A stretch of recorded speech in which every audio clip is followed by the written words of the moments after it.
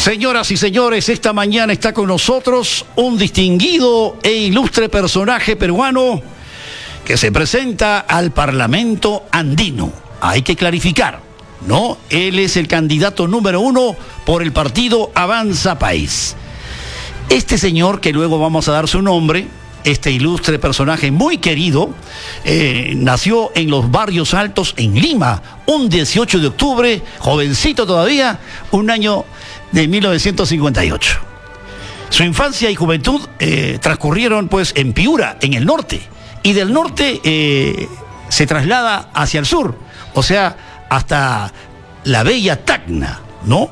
Donde ha tenido pues la oportunidad de realizar el servicio militar obligatorio en la modalidad de reemplazos críticos.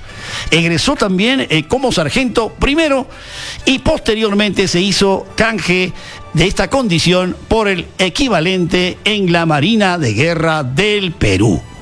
Tiene interesantes datos que dar. Adelante. Así es, sobre sus grados y reconocimientos debemos destacar lo siguiente: es ingeniero de minas de la Pontificia Universidad Católica del Perú. De la ESAN, ¿no? También egresado de la ESAN, por supuesto. Ha tenido el Premio Nacional de Minería. Ha sido ingeniero emérito del Colegio de Ingenieros del Perú. Miembro honorario del ADKM. Y además ha sido viceministro de Energía y Minas del Perú, director de la Escuela de la Contraloría General de la República. ¡Ah, caramba, qué bueno! Asesor de Mi Vivienda, asesor y conferencista de acuicultura de Produce. Además, conferencista en zonas francas del SOTAC en Tacna. Bueno, conozcámoslo. Vamos a recibirlo con un fuerte aplauso al señor Juan Carlos Ramírez, ingeniero minero de profesión. Ingeniero, buenos días. Buenos días, Coco. Qué gusto de saludarlo, ingeniero. Buenos días. Buenos días, Coco. Buenos días, Beto. Pues a la orden para lo que ustedes deseen. Bueno, sí, en primer lugar, felicitarlo porque hemos estado hablando en horas de la mañana, precisamente con uno de sus compañeros, bueno, correligionarios, hermanos de partido, como es Jaime Salomón, y decía que el partido está llevando excelentes técnicos, excelentes profesionales, a la altura precisamente de Hernando de Soto.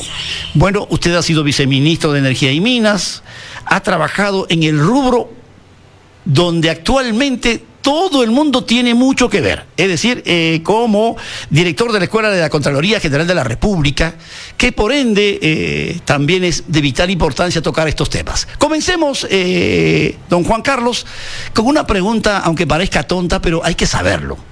¿Por qué pretende presentarse al Parlamento andino teniendo también grandes posibilidades de ser un gran ministro, de ser un gran, en este caso, fiscalizador y hombre que conoce el Perú perfectamente? Bueno, porque para ser ministro y fiscalizador habría que ganar las elecciones, ¿no? O sea, eso está en condicional. Y en realidad la razón por la que yo entro es porque a estas alturas de la vida o me quedo renegando en mi casa porque no le creo a nadie, ningún peruano le cree a nadie. Así que hablar de salud, de educación, de seguridad, la verdad que no tiene sentido, porque si se lo dices a alguien que no te cree nada, ¿no? Hay que comenzar por creernos. Si no nos creemos, podemos hablar una barbaridad. La retórica da para hablar infinitamente, pero yo estoy en esto porque mi alternativa era morirme de amargura en mi casa o tratar de hacer algo por los peruanos, entre los cuales están mis hijos y mis nietas. Entonces yo estoy en esto motivado por por esa dicotomía, ¿no? O me amargo y me defraudo y me molesto, ¿no? Y me desaliento como todo el Perú en función de los políticos que ha tenido, que no los voy a calificar porque sería lisura, ¿no? O tomaba alguna acción. Y yo creo que con el doctor Hernando de Soto y con Avanza País he encontrado un canal para eso. Ahora, ¿usted cree que va a ser fácil cambiar toda estos malos momentos que ha vivido el Perú? No se olvide que Perú está tipificado como uno de los peores países reconocidos por los actos de corrupción turbulencias políticas, enfrentamientos políticos, como usted muy bien lo ha dicho, pero ¿cree usted que solo su bancada, solo en este caso Avanza País podrá combatir, o es que tendrán que dialogar, consensuar con las demás bancadas? En todo caso, ingeniero. Bueno, yo no creo que sea fácil, ¿no? Para nada es fácil. Luchar contra la maldad engendra la corrupción, o contra, peor que la maldad, la estupidez. La estupidez es mucho más difícil, mucho más. Pero luchar contra estas dos condiciones de muchos seres humanos es muy difícil. Pero bueno, hay que intentarlo.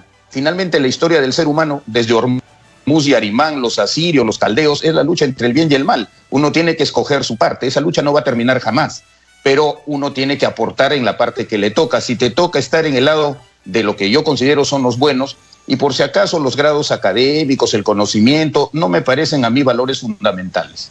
Los valores fundamentales son el honor, la honradez, la bondad. Si no tienes eso, puedes ser doctor del MIT y para mí no sirves para nada. Ingeniero Juan Carlos Ramírez, ¿qué es lo que hace, la gente se pregunta, un parlamentario andino? ¿Cuál es la labor de un parlamentario andino? Esa es una muy buena pregunta, porque hasta ahora no hacen nada, ¿no? Lo que hicieron fue lograr que con el DNI se pudiera pasar a las fronteras de los países andinos. En este caso, el Parlamento andino son 5 países: Ecuador, Colombia, Bolivia, Chile y Perú, y a la fecha no han usado un instrumento. Toda organización humana, desde la familia, el Estado, la Iglesia, la camorra napolitana, son instrumentos, ¿no? Si los hombres que están ahí no actúan, pues no se hace nada. Y si los hombres que están ahí actúan, entonces funcionan. Nuestra pretensión es que esto funcione. Y pongo varios ejemplos. 1, que los grados académicos de los chicos de estos 5 países sean inmediatamente aceptados en todos estos países. 2, tomar de la legislación de los 5 países la mejor en cada caso. Ejemplo, la industria forestal chilena. La industria forestal chilena exporta $6.000 millones por año. 6.000 millones. Es la segunda después de la minería, ¿no? Y lo hace con 2.5 millones de hectáreas. Y nosotros, el Perú, que tenemos la Amazonía, Chile no tiene Amazonía, el Perú exporta 200 millones por año, ¿no? Solamente el Cusco tiene 6.6 millones de hectáreas. O sea, el Perú podría, si tuviera una industria forestal pujante, incorporar a su portafolio agroindustrial, minero, pesquero, de servicios, de turismo, la industria forestal, que le daría $6 billones por año, haciendo solo lo que hace Chile, que no tiene Amazonía y tampoco está usando mucho territorio. Para poner un ejemplo de cómo uno puede armonizar leyes en los países del Parlamento andino y beneficiar al Perú, lo que tienen de mejor las leyes de los otros 4 integrantes. Ahora, dentro de las funciones, ingeniero, está representar al Parlamento andino básicamente con relaciones a los demás órganos institucionales. Usted ha sido bien categórico, decir lo único que han hecho es que con el DNI pueden viajar a los países cuyos integrantes están precisamente conformados. De llegar usted al Parlamento, ¿qué proyectos nos tiene de ley que va a favorecer al Parlamento andino y en especial a los peruanos, ingeniero? Bueno, como les decía, injertar lo mejor que tienen los otros países en cuanto a legislación productiva, en cuanto a legislación que alienta la inversión. Les puse el ejemplo forestal de Chile, pero también está el ejemplo de la ley de exploraciones de Colombia. Usted ve la ley de exploraciones de Colombia, es tremendamente promotora. Por otro lado, muchos de estos países, en realidad 4 a excepción de Chile, tienen el problema de la minería informal, que lo combaten de diversas maneras, pero por ejemplo Colombia ha sacado hace el año pasado, hace poquito, durante la pandemia, sacó un dispositivo para que los pequeños mineros tuvieran una porción de la concesión mayor y fuera asignada a ellos de acuerdo a su tamaño, que es un tamaño pequeño. Eso es también un ente legislativo, un aparato legislativo, un cuerpo legislativo que podemos traer al Perú, ¿no? En realidad, podría ponerles muchos ejemplos de cómo armonizar leyes de los países del Parlamento andino para traer una especie de equipo soñado al Perú, usando leyes que ya los otros estudiaron porque hay que recordar que el tonto aprende de sus errores, el inteligente aprende del error ajeno. Así que en el Parlamento andino nosotros debemos tomar lo mejor de los demás. Muy bien, ingeniero, en todo caso, ¿qué frutos ha dado hasta este momento? Frutos para la población este Parlamento andino. ¿Y cómo hacer, ingeniero, para poderlo renovar, para que sea más activo, para que pueda generar muchísimo más proyecto, mucho más dinamismo en los países que integran el Parlamento andino? Bueno, ahí la respuesta es corta y la dijo mi correligionario y con quien coincido en todo lo que dice Jaime Salomón, pero yo lo reduzco a una frase de una conocida filósofa peruana que dijo: si tu hombre no cambia, cambia de hombre. Lo que hace la diferencia es las personas. Si cambiamos las personas, cambia la institución. Y eso es lo que hay que hacer. Y por eso hay que votar por Avanza País, porque nosotros sí creemos que el Parlamento andino, el Congreso peruano y el Ejecutivo peruano, si se les cambia a las personas, entraremos en una época diferente, entraremos en un amanecer que el país está esperando hace mucho tiempo. Ahora, nos escriben en este momento y nos preguntan, ingeniero, indicando, ¿sería bueno firmar convenios para los jóvenes que están estudiando en las universidades estatales y que tengan una posibilidad de realizar intercambios entre universidades y de esta manera poder coadyuvar al estudiante peruano? Ingeniero, ¿es factible? ¿Contempla la norma en ese sentido? Y si no hay una norma, pues se crea. Y lo comenté hace un momento con ustedes, la homologación de los títulos, la convalidación de los títulos tiene que ver con la movilidad de los jóvenes estudiantes de Chile, Ecuador, Perú, Bolivia, ¿no es cierto?, y Colombia. Por supuesto, esa es una de las primeras cosas que hay que hacer, de manera que sus títulos sean homologados y sea muy sencillo hacer los intercambios académicos entre los jóvenes que realmente son de gran provecho para ellos. Muy bien, ingeniero, en todo caso, ¿qué le motivó a usted estar en el Parlamento andino y no estar en el Congreso de la República? ¿Son funciones diferentes? ¿Son de repente responsabilidades diferentes? ¿Cómo evalúa usted, ingeniero? Bueno, hay varias razones. La primera es que para mí el Parlamento andino es un parlamento supranacional, conectado o que debería estar conectado con los congresos de cada uno de sus países, ¿no? Entonces, realmente puede tener una presencia superlativa, que no la tiene porque sus integrantes no se la han dado hasta ahora. De manera que por eso yo estoy en el Parlamento andino y yo creo que se puede tratar mucho más rápido con gente regional de un bloque que son 25 a tratar con 130. Entonces, mejor nos amalgamamos 25 que somos, digamos, representantes de 5 países, de un bloque de 5 países, y hablar entre 130 que probablemente estén polarizados, y no solo eso, sino muy dispersos. Eso se lo dejo a un hombre más tenaz que yo, que es Jaime Salomón. Ahora, ingeniero, se ha visto, como usted muy bien ha manifestado al principio, que no hay buena acción, no hay capacidad de reacción, no hay actitud, no hay entrega por el Parlamento andino de las personas quienes de una u otra manera han sido elegidas mediante el voto popular. Y la pregunta viene por el lado siguiente: ¿no cree usted, haciendo el llamado de lo que ha dicho en la mañana Jaime Salomón, lo que usted acaba de manifestar, tenemos que elegir gente profesional, gente que sepa, pero ¿cómo podemos elegir si ahora la política está mal vista? Y los que quieren ganar bien se van a la empresa privada y saben que aquí van a ser juzgados, insultados, vejados y maltratados.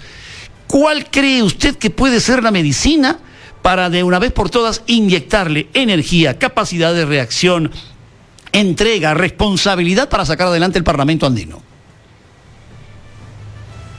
Has estado describiendo la pasión de Cristo. Sí, porque eso, ¿no? Es lo que se vive. Vejado, vilipendiado. Sí, eso es lo que se vive. Porque usted ve que el pueblo no cree en los políticos. El pueblo ya, como usted mismo lo ha dicho. Entonces, ¿cuál cree usted, ingeniero? Porque he analizado algo en usted. es un hombre provinciano, que nació en Lima, por cierto, pero que mayormente su vida lo ha pasado en provincias. Y en provincias no es igual que vivir en Lima. Segundo, ha estado en el ejército peruano. Usted sabe lo que es comer rancho, pues, ingeniero.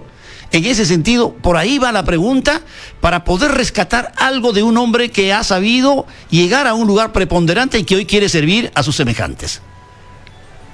Bueno, esa es una muy buena pregunta. Lo del rancho, efectivamente, el rancho era muy malo. La única vez que comíamos bien era el 2 de mayo, Día de la Artillería, ¿no?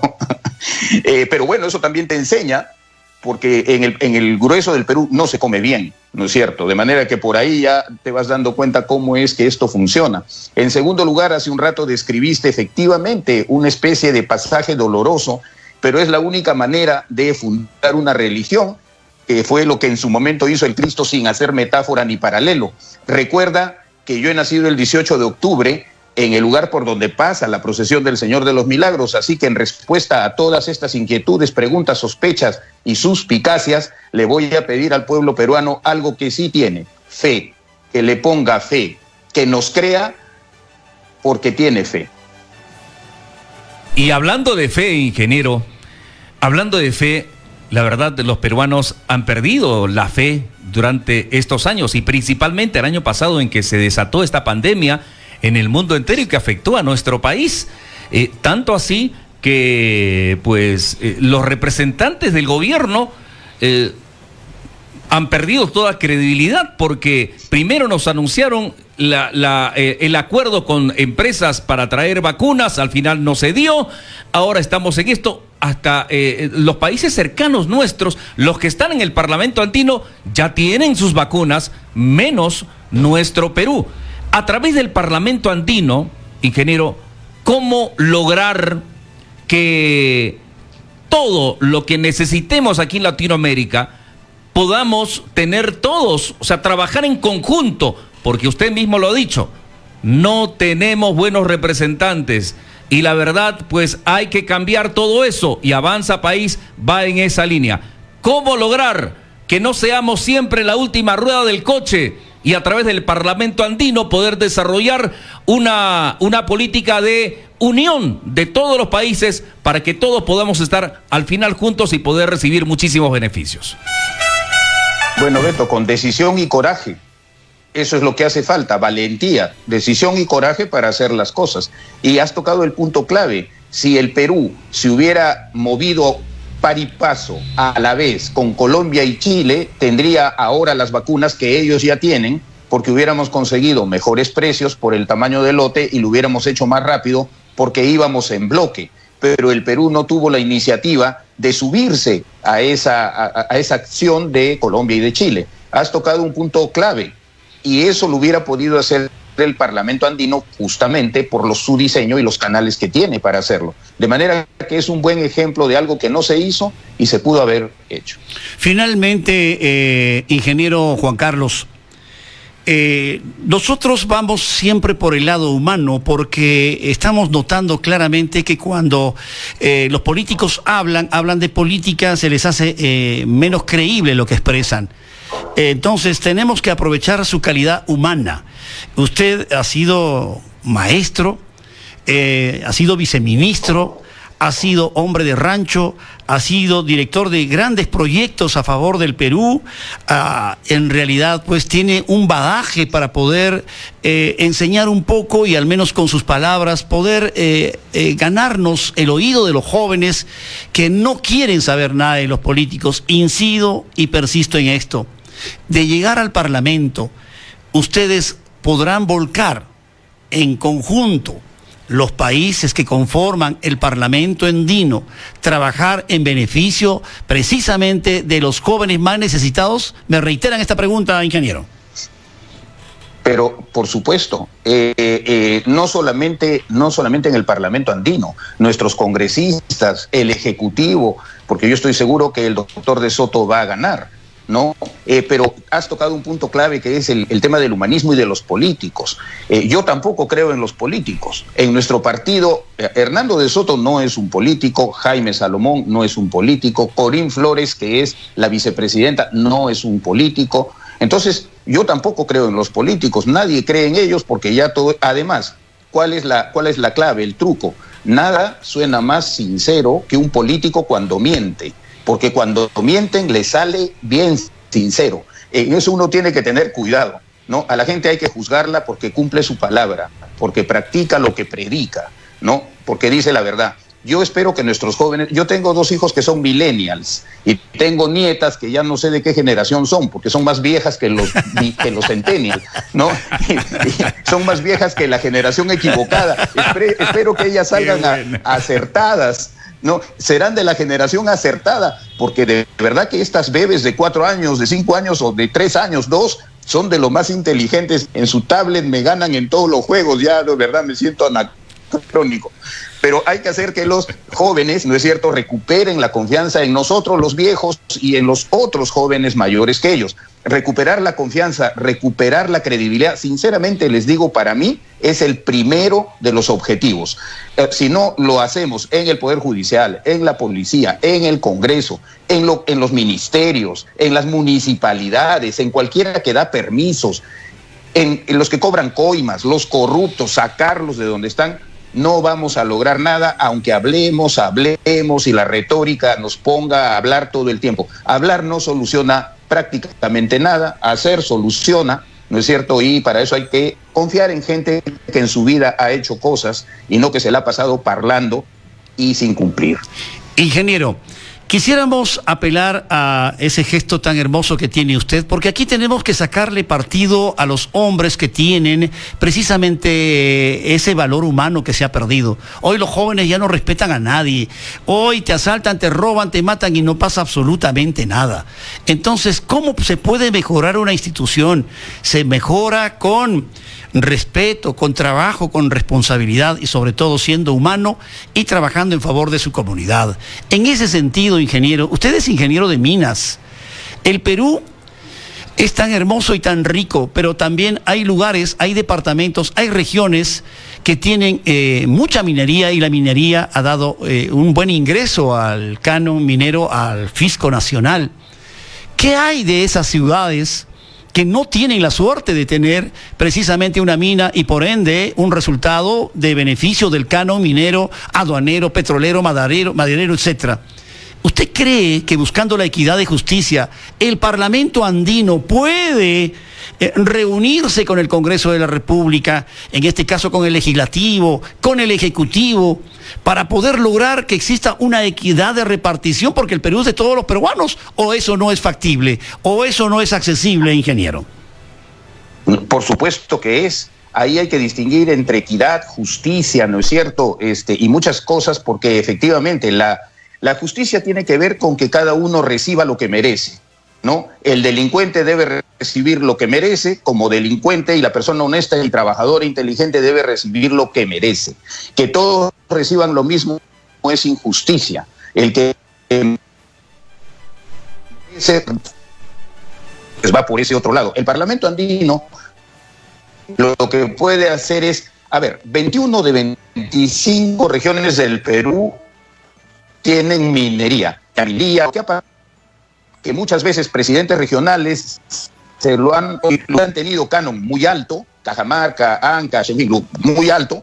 De repente uno ve que los presidentes regionales han usado el canon sobrevaluando obras, comprando cosas que no sirven. Entonces no se trata solo que la minería dé dinero, sino cómo se usa el dinero que da. Por otro lado, hay efectivamente regiones que no tienen minería, pero que lo que tienen vale más que la minería. Y pongo de ejemplo Loreto, ¿no es cierto? Que también tiene, pero Ucayali, que también tiene, pero pongo las regiones selváticas porque son las más notables en cuanto que no tienen tanta minería como las regiones andinas, ¿no? Pero esas regiones tienen un potencial descomunal en lo que es acuicultura, en lo que es forestal, como mencioné hace un momento, en lo que son ecosistemas para el turismo, que son realmente maravillas. Por ejemplo, el Parque Tabaconas Nambaye es un santuario ecológico en el que uno puede llevar turistas premium, turistas que pagan mucho, sin tocar las especies que hay ahí. O sea, el Perú está repleto de paraísos. Esos paraísos que están en las zonas selváticas, básicamente, y también andinas, como Machu Picchu. En otras palabras, los peruanos nos vamos a ir al infierno, pero por sonsos, no por malos, porque tenemos un país maravilloso, en minería, en pesca, en temas turísticos, en forestal, en temas ecológicos, de turismo ecológico, de biodiversidad, ¿no? Que no solamente son pájaros, son orquídeas, son mariposas, son armadillos, son pumas, son osos de anteojos. Estoy poniendo estos ejemplos para que vean que no solo la minería, la agroexportación o la pesca son los grandes contribuyentes, sino áreas que no hemos desarrollado y en las que nuestros vecinos andinos tienen bastante experiencia. Entonces hay que tomar estas experiencias de Colombia, de Ecuador, de Bolivia, para desarrollar también nosotros áreas que no hemos desarrollado, básicamente en parajes donde no hay minería. Muy bien. Don Juan Carlos Ramírez, ha sido un honor, créame, conversar con usted. Y eso es lo bonito que tienen los medios de comunicación. Conocer a los candidatos y el pueblo sacará sus propias conclusiones. Particularmente, ha sido un honor conversar con usted, desearle el mejor de los éxitos, que duda cabe, si le va bien a usted, le va a ir muy bien al Perú. Y eso es lo que queremos, que le vaya bien al Perú y que salgamos del atolladero en el que nos encontramos. ¿Qué quisiera decirle en esta parte del camino a todas las personas que lo están viendo en más de 100 lugares del país, gran parte de los Estados Unidos y toda Europa, ingeniero Juan Carlos Ramírez? Bueno, Coco, Beto, en primer lugar agradecerles mucho por esta oportunidad, por esta ventana. Has dicho una verdad. Cuando nos va bien a todos los peruanos, le va bien al Perú, ¿no? Y esta es nuestra casa. Yo creo que la primera condición es ser un patriota, sentir en el corazón en el Perú. El cerebro es secundario, el corazón es primario. Entonces, si nosotros sentimos la patria como tenemos que sentirla y trabajamos por ello y ponemos el cerebro al servicio de ese sentimiento profundo, el Perú sale adelante. Y como dice nuestro lema, avanza país. Hay que empujar a nuestro país. Ahí está el tren. Votemos por el tren que nos va a sacar como un tren, con la fuerza del tren, ¿no es cierto?, del subdesarrollo, de la pobreza, de la informalidad y de la corrupción. Todas ellas efectos.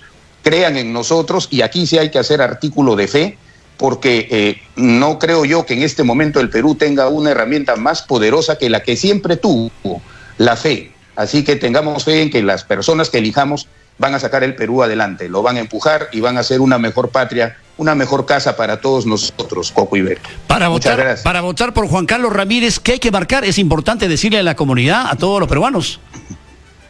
Sí, realmente yo sería feliz si don Hernando de Soto es presidente del Perú, aunque no voten por mí, pero si alguien piensa que soy una buena alternativa, hay que marcar el número 1 en el extremo derecho de la cédula.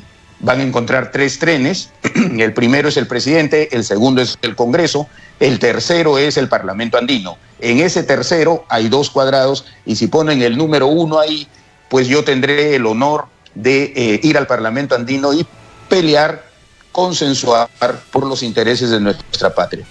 De esta manera hemos presentado Conociendo a nuestros candidatos.